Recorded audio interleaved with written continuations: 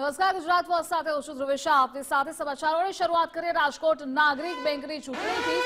અને આજ રાજકોટ નાગરિક બેંકની ઇલેક્શનને લઈને પણ પડી અપડેટ ગુજરાત ફર્સ્ટ આપના સુધી પહોંચાડી રહ્યું છે. મામા ભાણેજ વચ્ચેની આ લડાઈ છે, જેને લઈ આજે મતદાનની શરૂઆત થઈ ચૂકી છે. આરોપો પ્રત્યારોપો પણ પહેલા થયેલા. સાંજે 4 વાગ્યા સુધી આ મતદાન ચાલશે. 7 મતદાન મથકો પર ચૂંટણીની વ્યવસ્થા કરવામાં આવી છે. તો ચૂંટણીમાં કુલ 6 ઉમેદવાર બિનહરીફ જાહેર થયા છે. જેતપુરનું મતદાન મથક મહિલા સંચાલિત છે. 19 નવેમ્બરના રોજ મત ગણતરી હાથ ધરાશે. મતદાન જે છે સવારે 8 વાગ્યાથી શરૂ થઈને 4 વાગ્યા સુધી કરવામાં આવશે. એના માટે 7 કેન્દ્ર ખોલવામાં આવેલા છે, જેમાં એક રાજ્ય બહાર મુંબઈમાં છે.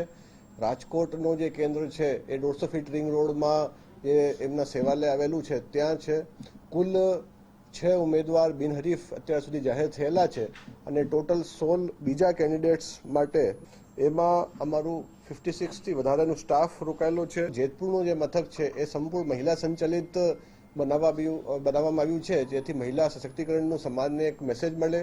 સાથોસાથ જે દિવ્યાંગ એમ્પ્લોઈઝ છે એમને સીસીટીવી કંટ્રોલ રૂમમાં ડ્યુટી આપવામાં આવેલી છે. સંવાદદાતા ગૌતમ જોડાયેલા છે. ગૌતમ, મામા ભાણેજ વચ્ચેની આ લડાઈ માટે આજનો દિવસ ખૂબ જ મહત્વપૂર્ણ છે. મતદાનની શરૂઆત 8 વાગ્યાથી થઈ છે. હાલ કેવો રાજકીય માહોલ છે, કેવી હલચલ છે ત્યાં?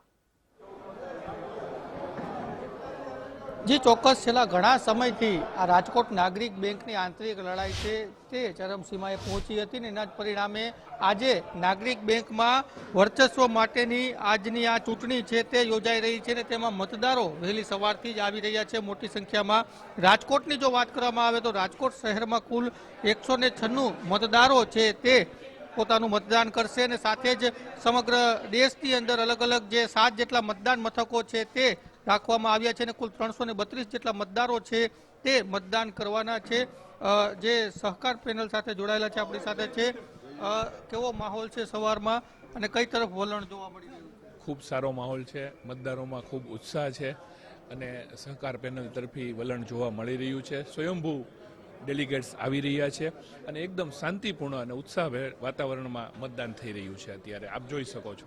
મયુરભાઈ, છેલ્લા ઘણા સમયથી નાગરિક બેંકનો મુદ્દો ચર્ચામાં છે, ચાહે સમાચારની દ્રષ્ટિએ હોય કે આંતરિક લડાઈની વાત હોય, અને અત્યારે જ્યારે આ મહત્વનો દિવસ છે મતદાનનો, કઈ રીતનું વલણ છે?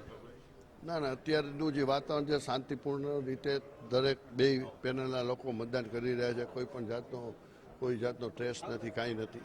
શાંતિપૂર્ણ વાતાવરણમાં મતદાન થઈ રહ્યું છે અને આગળ જતાં બધું ઘીના ઠામમાં ઘી પડી જશે એવી મને ખાતરી છે. જે સમાધાનના પ્રયાસો છે તે હજુ પણ યથાવત રહેશે મતદાન પછી? તો મતદાન પછી આમાં તો એમ જ હોય કે એક રિઝલ્ટ આવ્યા પછી છેલ્લે સમાધાન જ હોય, એટલે એના પ્રયત્નો તો ચાલુ રહેશે. ચોક્કસ, જે સમાધાનના પ્રયાસો છે તે યથાવત રહેશે તેવું કહી રહ્યા છે.